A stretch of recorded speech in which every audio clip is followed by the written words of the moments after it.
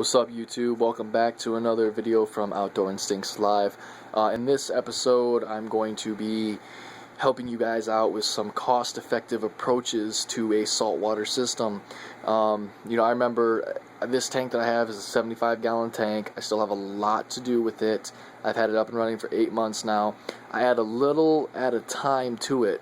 Why, you may ask? I see a lot of people on Facebook, or on YouTube. They get on here and, well, this is my tank 3 months in, and they got all this coral and fish in there, and that's fantastic. If that works for you, more power to you. I've seen a lot of successful tanks like that. My personal opinion, I don't like to cram too much at one time. This system has been up for 8 months. I've got hammer corals, mushrooms, I've got a rose tip bubbled anemone, I've got a toadstool, I've got I believe it's called Xania, which is like a pulsating waving hand. I've got a jawfish, a blue tuxedo sea urchin, 2 zebra darts, a firefish goby, a yellow tang, there are 2 ocellaris clowns, a sand-sifting star, a green mandarin dragnet, he's in there somewhere, and I think, and a cleaner shrimp, one of those big, I think they're called skunk cleaner shrimps, like the Jacques off of Nemo, he's in here. I might be leaving out a couple of things, but for the most part, that's what I have, and I haven't lost a single thing. Not one thing has died in this tank, and I hope to God that it doesn't. But in my opinion, that just proves to me that I'm doing something right here. But like I said before, there are a lot of people, they cram a bunch of stuff into one tank, or they set it all up maybe from another system, and that's fine. You know what? If it works for you, go with what works for you. Personally, I like to take my time. It makes the hobby more enjoyable. I know that I'm not going to shock my system by putting too much in at a wrong time. I add a little bit at a time, and I know that everything's acclimating properly. Also, it's very cost effective. Anybody who's getting into this business, or this hobby, I should say, well, it is business. It costs a lot of money to do, but anybody that's getting into this hobby, you'll know as you're crunching numbers, it's expensive. It's very expensive. Between your tanks, your rocks, your fish, your corals, your live sand. I mean, the sand that you put in here, it's from the ocean. It's live substrate. Your sump systems, your filtration. So I'm going to talk to you guys about some cost-effective approaches to a saltwater tank. When I first got into this hobby, I walked into my local pet store and I said, hey, I got a 75-gallon tank. It's full of African cichlids right now. I want to make it saltwater. What do I need? I was blown away with the fact that he told me, well, first you're going to have to do your lighting, which is going to cost you $300 a light. I said, well, okay, so I understood lighting was a big deal for growing corals.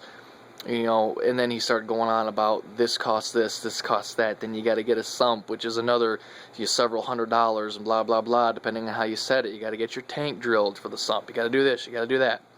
It turned me off, so I walked off and decided, well, I'll just keep a a freshwater tank. I went to Grand Rapids, and I was actually looking for freshwater fish for my tank, and I walked into a local PetSmart, and I asked him, I said, I walked in there and I looked at all the beautiful saltwater fish that they had. I said, I really want to do this again. Let me ask what this guy's opinion is. And I'll tell you what, he gave me some of the best advice that I think I've ever had as far as in this hobby goes from people that I've talked to before. He told me straight up what it was, what it isn't. And basically, I told him what I had, which at the time was just the tank and a dual carbon filter. That's all I had. And that's all you need for freshwater. And, he goes, believe it or not, you're halfway there. The only other thing that you're going to need is the substrate and the lights. And I couldn't believe that, because based off what I was told before, these dollar amounts were just sky high, sky high. So, enough with the stories. Let me explain what I have found to be cost effective. As you can see, I don't want to brag, but I think that this is a well-established tank. It's getting there. I don't have very many corals in here. I've got a rose bubble-tipped anemone, which anybody who knows anything about anemones, you know that an anemone it can be very challenging to have and keep. As you can see, let's see if I can get a little bit closer here. He's doing just fine. I actually just fed him some silver sides. He's doing great. He's small right now. His foot's only about the size of a quarter, maybe a $half. But he's growing. He's getting there. I got him very, very small to begin with. So that in itself just proves to me, hey, I'm doing something right here. So let's talk about some cost-effective ways that we can establish a saltwater aquarium. Because let's face it, the economy is poor, jobs are scarce, and not everybody's made of money. So first, I'm going to talk about filtration.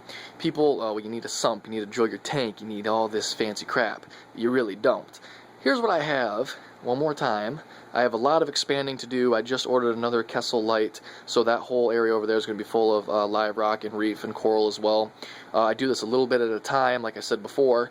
So let's look at my filtration. Like you can see, hey, looks pretty good. You want to know what I have for filtration on this? A dual carbon filter. I have a dual carbon filter, which the carbon that helps remove all the wastes and yada yada yada, I'm sure you guys know how that works, and a protein skimmer. This protein skimmer is good for up to 100 gallons, I think. This is a 75-gallon tank, so in my opinion, overfiltration, people, I can't stress that enough. Overfiltration is the key to having a well-established aquarium, in my opinion. It has never done me wrong. This is a Instant Ocean Sea Cyclone 100, I think, or 101. And like I said, I believe it's up to 100 gallons, so we're good there. Now, let's talk about a sump. Well, hold on. This was $100. This dual carbon filter was like 40 bucks at Walmart. So 140 bucks, and I'm more than halfway done with my filtration. Okay, easy peasy. So now let's talk about a sump. People say, well, you need a sump. It's where all the bad stuff grows. It's where all your hair algae grows. It's where all the phosphates go, and it collects all in there, and it grows in there, and then you have a crystal clear aquarium. Well, once again, I don't mean to brag, but does this aquarium look dirty to you? The white that you're seeing on the back is actually feather dusters that have begun to grow on my glass. I mean, there's nothing dirty about this aquarium. Even the sand, there's no brown. There's no hair algae. Look at the rocks. Nothing. So when people tell me, well, you need a sump to have a flawless, beautiful tank, allow me to show you what is underneath my tank. Storage. Which, it is a little messy. I apologize for that. I have to create a curtain or something to block this, where I keep all my stuff. But a buddy of mine made this metal shelving for me, and this is just where I keep all the basics for my tank. I have no sump. You want to know what does just as good and replaces the whole sump, refugium, drilled tank crap? This right here. A Fosban reactor. This, I believe, was about $60, and that replaces my sump. That is my sump. If you go over here, I'll show you here. How this thing kind of works. You got your column of water here. And down in the bottom, you can't really see it, but it's there. There's media rocks that are in there. And basically what happens is you get a little motor here, which is another, I don't know, $20 to $30 expense, depending on the size of the motor you want. Again, overfiltration. This motor, I believe, pulls 300 gallons an hour. So you get this little motor, get some little cheap tubing, feeds up into your Fosban, goes down into the reactor, tumbles through the media rocks. The media rocks that are in there permanently binds with phosphates. There goes all your hair algae. There goes all your nuisance algae. It's like a super vacuum cleaner. And then it comes back up this tube, and this is where the clear, recycled, I guess you could say clean water comes into your tank. And that takes care of it. So altogether, we're looking at, my math isn't the best, I've never been good at it, but $100 for this, $40 for this, we'll say $60 for that to make it easy math, $200.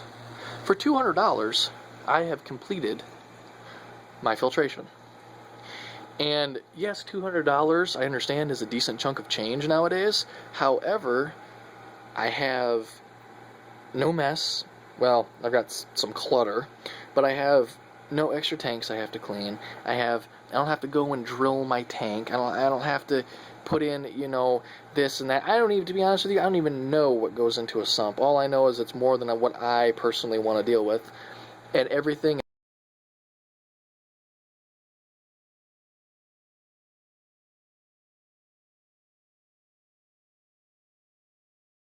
So, I mean, the only thing it really comes down to, the most you're going to spend here, if you choose to do it the way I have shown you, the most it's going to cost you is your livestock, your coral, and your light.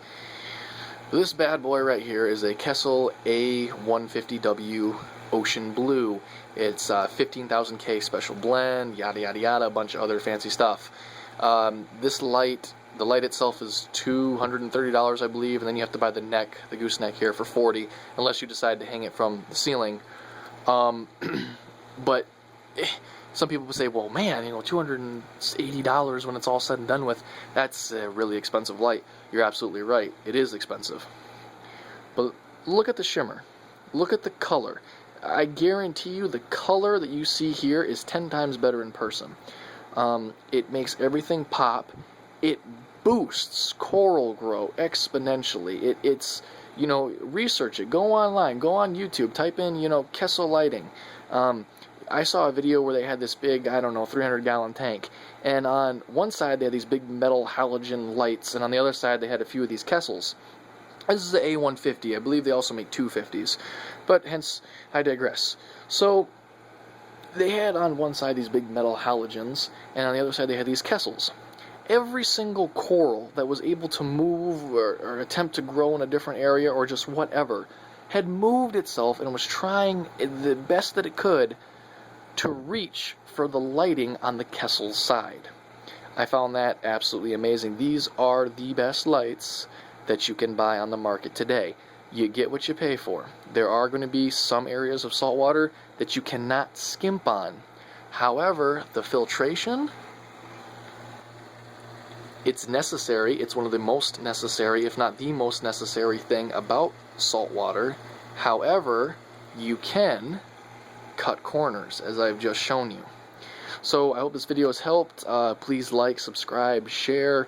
Hit me up if you guys have any questions whatsoever. I also appreciate feedback from you guys as far as helping me out. I've only been in this hobby for 8 months, so hey, give me a shout. Let me know if I'm doing something wrong, if you have any helpful tips or advice. Appreciate it, guys. Come back soon for more.